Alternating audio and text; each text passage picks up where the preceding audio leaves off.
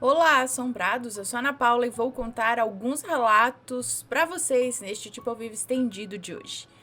Eu espero que esteja tudo bem e vou pedir para você deixar o like no vídeo se gosta do canal, se curte os relatos, já deixa o seu like e se por acaso ainda não for inscrito, se inscreva no canal.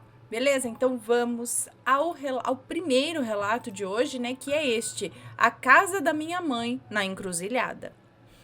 Olá, Ana e assombrados, tudo bem com vocês? Eu amo ouvir os relatos de vocês e estava há dias pensando se deveria enviar um. Então cá estamos. Esse relato pertence à minha mãe. É da época em que ela morava com o pai da minha irmã mais velha. Pois bem, minha mãe saiu da casa da minha avó muito cedo, com apenas 15 anos de idade. E já de cara foi morar com o homem que namorava na época. Eles moravam em um interior bem interior mesmo, ainda aqui no Maranhão. Segundo ela, as ruas eram de terra. As ruas eram de terra batida. Tinha um bananal que ficava perto da casa onde eles moravam e havia duas árvores bem grandes, uma ao lado da outra, do outro lado da rua. A casa em si ficava em uma encruzilhada. Mas ela conta que não se importou com isso assim de cara. Afinal, a casa parecia normal, apesar de ser a única em um trecho de uns 800 metros. Na época, não havia energia elétrica, era tudo à base de velas e lamparinas. Então, à noite, quando a lua não estava clara no céu, tudo ficava muito escuro do lado de fora. Minha mãe é uma mulher muito corajosa, mas ela disse que pouco depois de se mudar para aquela casa, começou a sentir uma sensação estranha, como se estivesse sendo observada.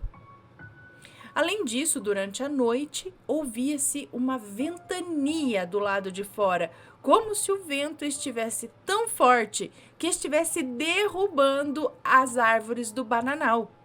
E às vezes ela ouvia um estrondo do outro lado da rua, como se uma daquelas árvores grandes tivesse sido arrancada da terra com tudo e jogada no chão pelo vento. Tal era o barulho que ela ouvia. Contudo, pela manhã, quando ela abria a porta para ver o estrago, as árvores continuavam lá, bem plenas, tudo na mais perfeita ordem.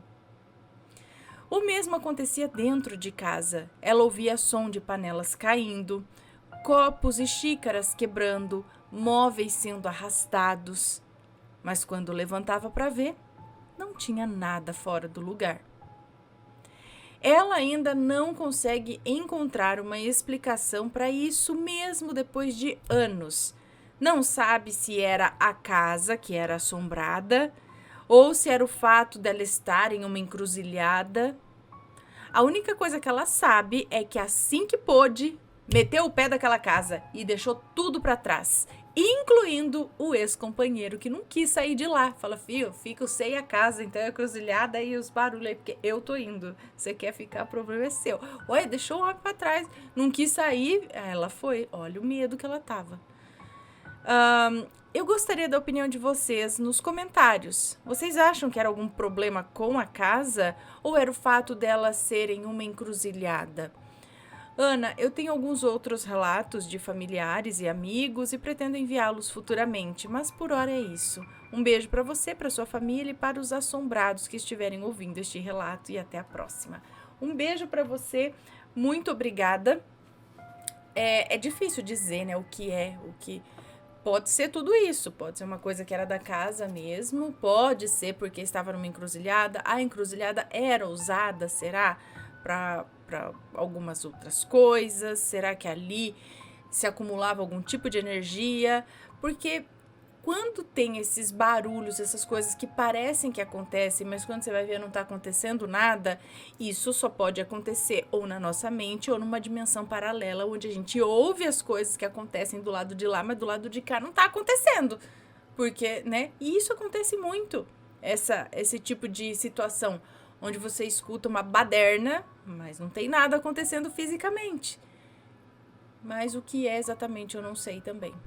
Se alguém souber, deixa aqui. Será que é porque ficava na encruzilhada? A encruzilhada por si só proporciona algo assim para manifestação de energias, de espíritos? Será que não tem nada a ver? É outra coisa que já tinha na casa? Ou será... E depois que ela se mudou, nada mais aconteceu? As coisas continuaram acontecendo na casa? Será que tinha a ver com o casal que morava? Que estava... a mãe dela, tipo... fenômenos, assim... Sei lá... Que poderiam estar acontecendo por algum outro motivo psicológico? Não sei, a gente tem que levantar todas as possibilidades, né? Mas essa barulheira foi tão perturbador que ela quis deixar pra trás. Imagina, né? Você tá escutando essas coisas todo dia, aí você vai lá, não tem nada. Por mais que não tenha nada, é perturbador. Próximo relato. Cuidado com o que aposta. Oi, Ana. Aqui quem vos fala é a fulana e trago um relato de algo que aconteceu com a minha tia em sua juventude. História essa que a minha mãe, irmã dela, me contou. Os nomes que estarão escritos já estão trocados, então pode ler tranquilo. Obrigada. Bem, na nossa família, quase todo mundo acredita no mundo sobrenatural. E isso trazia até mesmo muitos relatos de experiências próprias com esses seres de outro mundo. Mas, claro, sempre tinha aqueles que não acreditavam. O famoso ver para crer. E a minha tia Juliana era uma dessas. O meu falecido bisavô, Antônio, era devoto de almas, ou devoto das almas. Ele via, ouvia e ouvia até dizer que ele falava com elas. Para ele era algo normal, pois era até acostumado já. Mas isso ainda assustava, e com razão, né? E a história que corria era que, por ele ser devoto das almas, ninguém conseguia nem dormir em sua cama além dele próprio, pois diziam que quem se atrevesse se arrependia depois. Pois bem, um dia minha tia Juliana, de tanto escutar essas histórias e duvidando desse dom que o meu bisavô carregava, olhou para ele e disse: Vô, quero fazer uma aposta com o senhor. Hoje à noite eu dormirei na sua cama e o senhor dorme na minha. Eu aposto como durmo a noite inteira. Meu bisavô olhou para ela rindo, meio sem acreditar no que ouviu, e depois respondeu: Pois eu digo que tu não dorme coisa nenhuma, menina. Ela olhou para ele sorrindo, desafiando, dizendo: Pois eu mostro para o senhor que eu durmo sim. Disse assim numa coragem que nem ela sabia que tinha. Os dois ficaram nessa, de um respondeu o outro, até que meu bisa olhou para ela e por fim respondeu convencido, já sabendo o que ia acontecer. Então tá bom, hoje tu deita lá e tu vai ver como tu não dorme de jeito nenhum. Assim que a noite caiu, todo mundo já começou a se aprontar para dormir. Eles viviam no interior e lá o povo costuma dormir bem cedo, mas 9 da noite praticamente todo mundo já estava na cama. Minha tia, Juliana, pegou seu travesseiro e cobertor e foi se deitar na cama do bisa, como combinado, e assim ficou. Mas o sossego dela durou pouco. Depois de um tempo deitada, quase já pegando no sono, ela começou a escutar gritos do lado de fora da janela. Eram gritos altos, pareciam gritos de lamento que cortavam a noite, até então silenciosa. Obviamente aquilo não era normal, pois todo mundo estava dormindo na hora, então não era ninguém dali da casa. Teve um momento que os gritos finalmente pararam e, mesmo assustada, ela tentou ignorar o medo e voltar a dormir. E de novo, quando estava quase pegando no sono, ela ouviu outra coisa dessa vez. Um zumbido de abelhas, como se um grande enxame estivesse em cima de sua cabeça, e logo depois eram zumbidos de moscas. Ela não fazia ideia de onde estava vindo aquelas coisas. E aquilo durou uma boa parte da madrugada. Até que a minha tia, morrendo de medo e sentindo o corpo pesar pela noite mal dormida, Não aguentou mais e levantou correndo, saiu do quarto procurando outro lugar para dormir, ou menos tentar dormir, né? No outro dia, meu bisavô, Antônio, só sabia rir da cara dela e ainda deu um sermão. Eu disse, sua teimosa, que tu não ia conseguir dormir lá. Com essas coisas não se brinca. Desde então, a minha tia Juliana nunca mais duvidou de nada e também não se atreveu a dormir outra vez naquela cama. Foi a noite mais assustadora de sua vida para nunca mais. Meu bis era tão devoto que ele até rezava em criança doente lá mesmo no interior pelas redondezas e a criança ficava boa dias depois. Eu tenho 22 anos hoje e infelizmente não pude conhecê-lo, pois ele já faleceu há muitos anos. Eu ia adorar ouvir histórias contadas por ele, pois gosto muito de histórias como essa. Bom, Ana, esse foi um pequeno relato que trouxe para vocês. Espero que tenham gostado. Um abraço a todos e fiquem com Deus. Um beijo para você, muito obrigada. Ai, quanta história que esse pessoal deve ter, né? Então, mais uma situação onde ocorre, né, um vucu-vucu e não se vê nada. Parece que é na cabeça que eles fazem você escutar isso, né? O zumbido de abelha, ou não sei o que lá, as coisas acontecendo e ao mesmo tempo não acontecendo ali. Que coisa, né? Por que perturbavam quem dormia ali sem ser ele? Interessante. Vamos para o próximo relato, que é Os Mistérios de Afrodite. Oi, Ana, como você está? Bom, eu gostaria de agradecer a todos esses anos que você me distraiu com seu canal. Não me lembro como ou quando comecei a escutar seus relatos, mas sei que não vivo sem. Amo ouvir as vivências dos outros, mas hoje é a minha vez de contar um relato. Bom, agora chega de enrolação e bora pro relato. Eu acho que é um moço que nos conta. Ana, eu não me lembro muito bem do mês, mas se não me engano, isso aconteceu no começo de 2024. Tudo começou com um sonho. No sonho eu estava em um templo. Era um templo de 4 paredes, sem portas e sem telhado. As paredes eram de pedra e o chão era de grama, uma grama bem verdinha.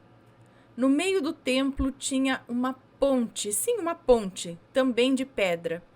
Lembro que no sonho estava garoando e o céu estava cinza, bem nublado. Eu fui andando pela grama com pequenas poças de água feitas pela garoa. Um pouco de água descia pelos 2 lados da ponte. Eu fui andando calmamente e passei por baixo dessa ponte. Andei uns 3 ou 4 passos e olhei para baixo.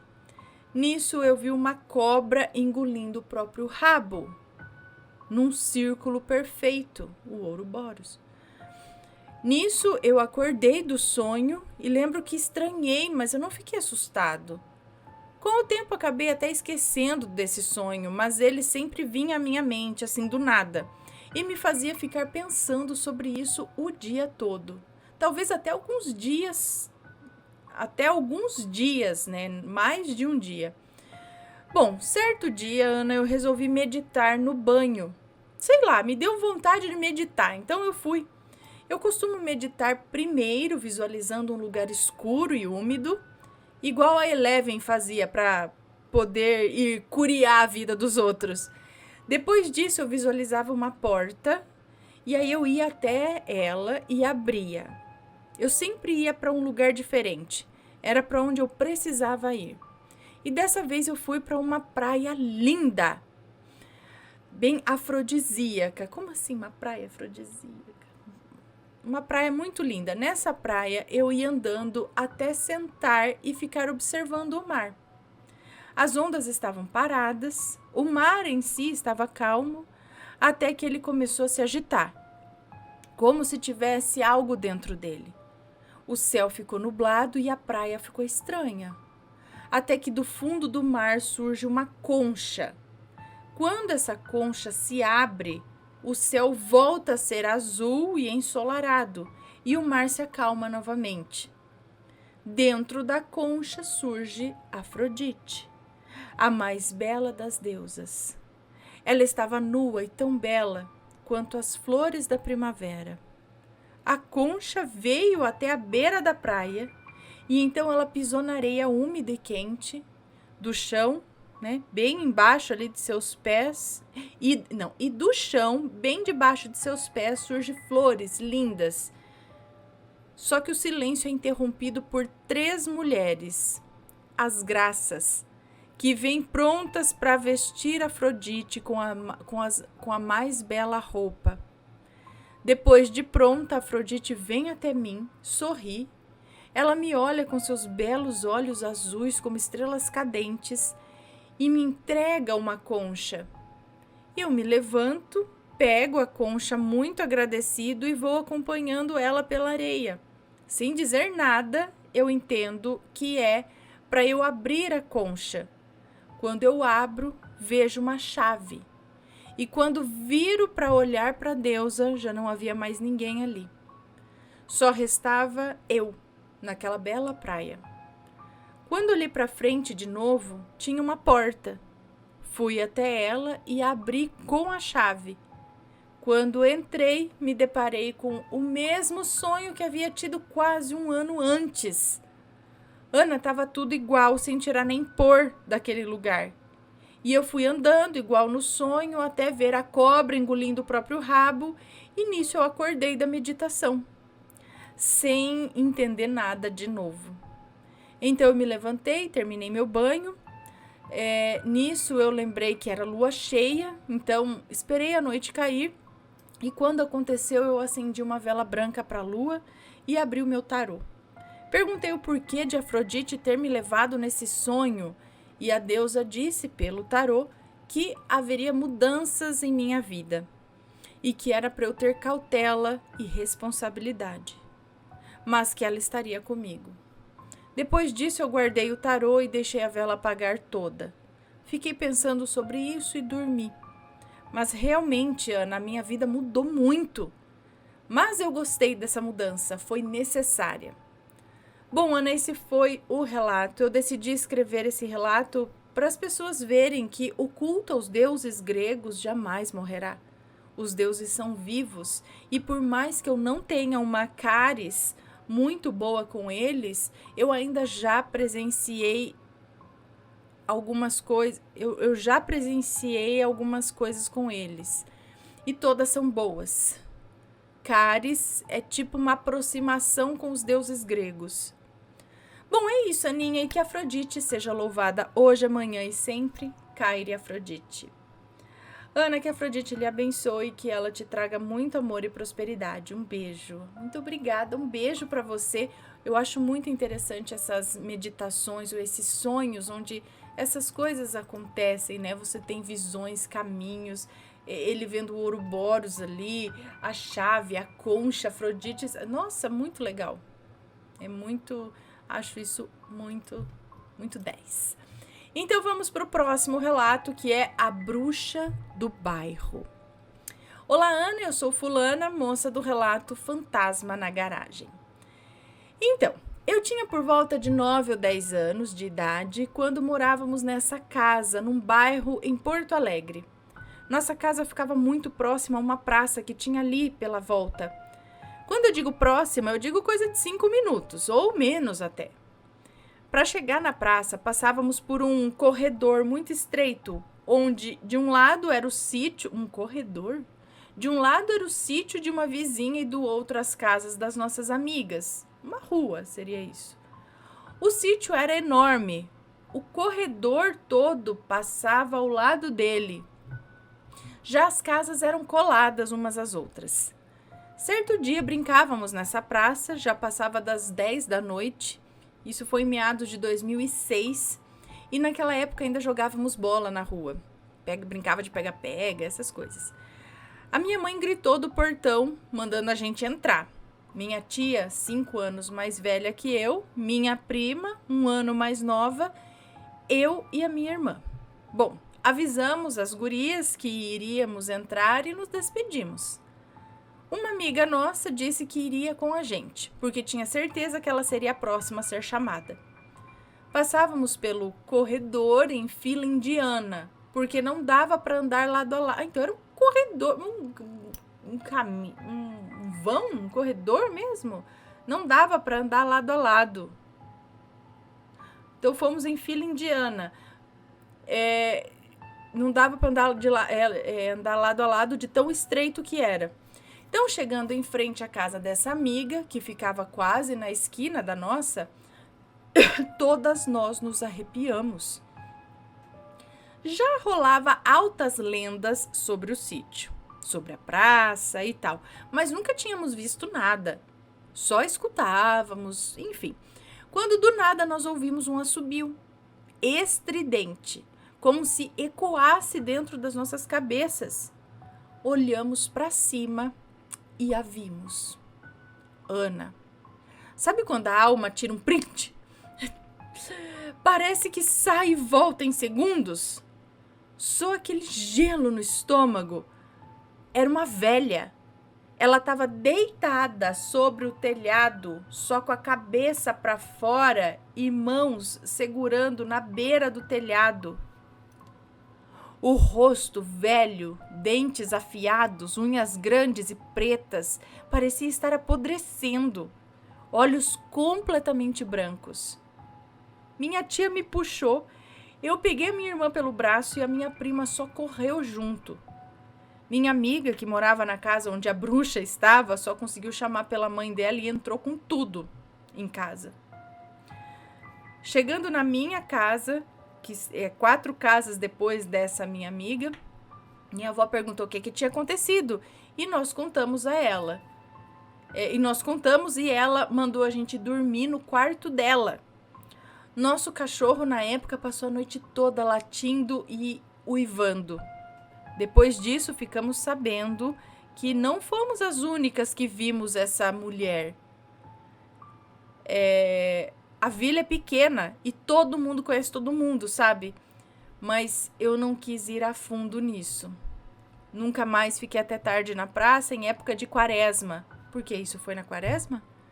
Ou mês de outubro, que foi quando... Ah, tá. Foi no mês de outubro. Ou mesmo em mês de outubro, que foi quando rolou tudo isso. Desculpa se a história ficou confusa. Um abraço e meu irmão e eu somos fãs de vocês. Beijos, Ana. Um beijo pra você. Muito obrigada e pro seu irmão. E, gente, credo, que sinistro. E quem que será que é essa mulher aí? É uma aparição? Ou é uma mulher mesmo que não bate bem? Deve ser uma aparição, porque se fosse uma mulher, alguém ia conhecer. Uma hora ia chegar alguém, né? Ela tá meio pancada na cabeça, mas pelo jeito, olho branco, assim, ai, credo, no telhado aquela casa. Bom, ela disse, não quis ir muito a fundo nisso. Mais pessoas já viram. O que ela tá fazendo lá? Muitas perguntas, né? Mas agora não dá credo. Vamos pro próximo relato, que é A Garupa Invisível da Estrada da Gruta. Olá, Ana, olá, assombrado, sou a senhora Fulanitia e hoje vou contar um relato contado por meu pai. No ano de 1997,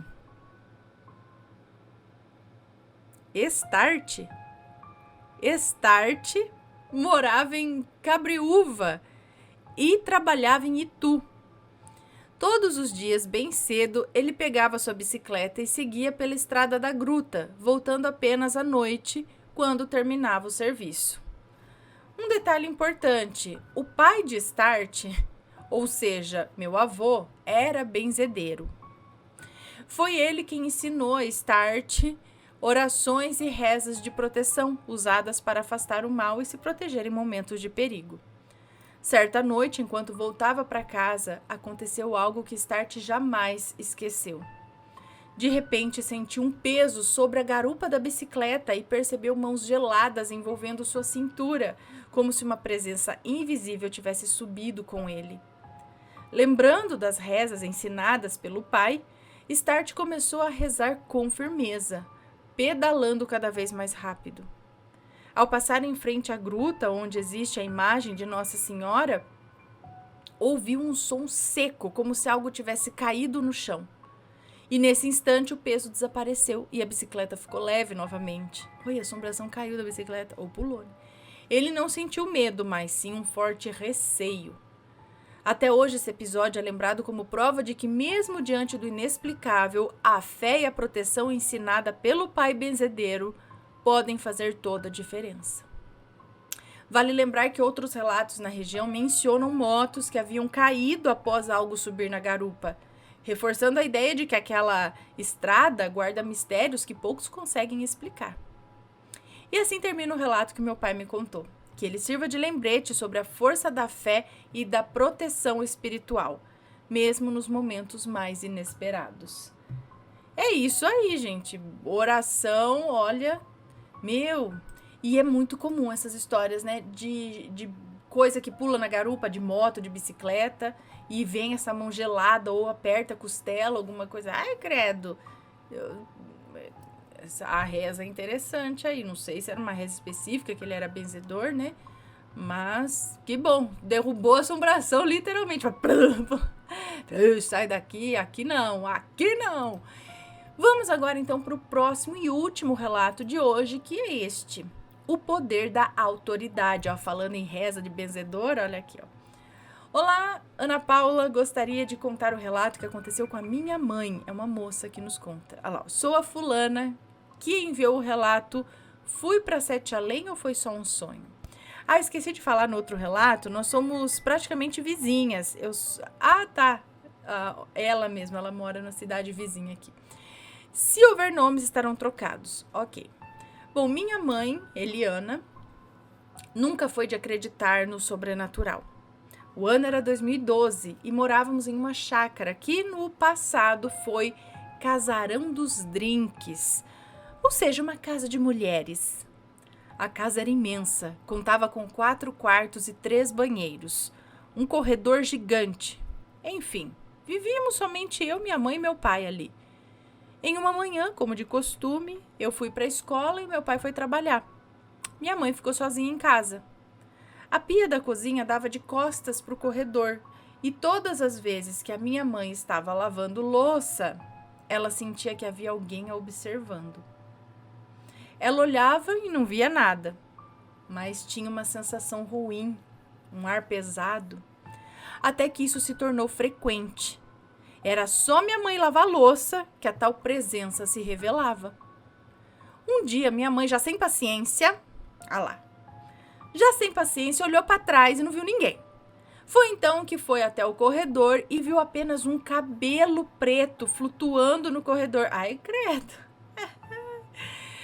Foi aí que ela disse em alto e bom som, batendo no peito. Irritou mesmo, falou, olha, já tô por aqui contigo, irritou. Chegou, mesmo vendo o cabelo lá no corredor.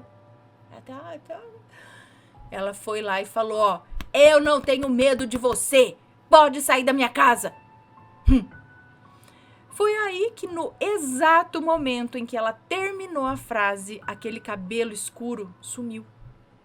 Depois dessas palavras de autoridade, ela nunca mais viu e nem sentiu nada naquela casa.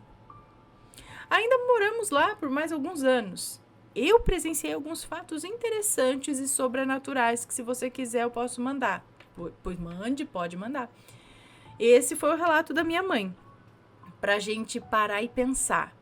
Deus nos deu autoridade. E toda vez que a usamos, o que há de mal já não consegue mais se manifestar. Obrigada, Ana, por contar o meu relato. Deus abençoe sua vida. Beijos. Um beijo para você, muito obrigada. E é isso, gente. A gente vê por meio das histórias que chegam até nós, desses relatos, vários casos desse tipo. Então fica a dica.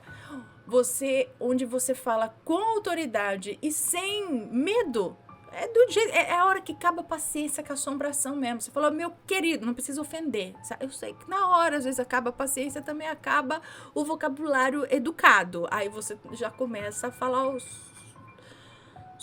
abençoada de assombração da linha daqui, porque eu não aguento mais. Então, mas não precisa, tenta não ofender também, assim. Mas seja que nem ela falou assim, ó, aqui não é teu lugar, aqui não é tua casa, você vaza daqui, não aguenta, sai, vai embora. Mas fala assim mesmo, vai embora. Tô mandando, mas sinta a energia da autoridade. Não é falar, eu tô matando, vai embora agora. Sabe, não. É assim, vai embora mesmo. É a hora que acaba a paciência. Sabe aquela hora que a pessoa tá aqui, ó. Você tá aguentando. A pessoa tá aqui, você tá aguentando. Aí você vira, chega. Some daqui. É nesse momento que até a assombração fala, meu, eu ir embora. Não é? Então você chegou naquele ponto que eu acho que deve mudar a vibração, mudar a energia. Não sei o que acontece, que a assombração não fica, não. Já vi muitos relatos onde é isso que basta. Chama a gente pra rezar, chama a gente pra fazer o quê, não sei o quê, ela não funciona nada. Que foi uma história que a gente viu. Talvez essas pessoas venham rezar, mas já vêm com medo. Ou não é a casa dela, né, que tá ali. Às vezes ela não tem não bota tanta força naquilo. Não sei explicar. Tô falando de um relato que eu li aqui sobre isso. Aí a mãe, porque quem tava sendo perturbada, se não me engano, era a filha dela, por uma assombração, chamou não sei quem pra rezar, chamou não sei quem pra abençoar, que nada resolvia, assombração lá. Aí a mãe encheu o saco, falou, aí ela chegou pra assombração e falou, sai, some daqui, volta pros quintos dos infernos, que eu não aguento mais. Aí a hora que a mãe falou isso, a assombração sumiu, nunca mais apareceu e tudo voltou ao normal. Então, é o que ela disse, vamos pensar nisso, a gente tem autoridade, mas tem que ali eu vou dizer que em todos os casos isso funciona? Eu acredito que não. Não é todo caso que isso vai funcionar. Tem que ver, porque tem uns que o buraco é mais embaixo. Então tem que ver bem. Mas vejo muito isso dar certo aqui nos relatos, pelo que me contam, tá? Então é isso, pessoal. Estes foram os relatos de hoje. Espero que tenham gostado. Se forem comentar, que seja com respeito. E se tiver uma história, envia pra gente. Um grande beijo. A gente se vê no próximo relato. Fui! Tchau, tchau.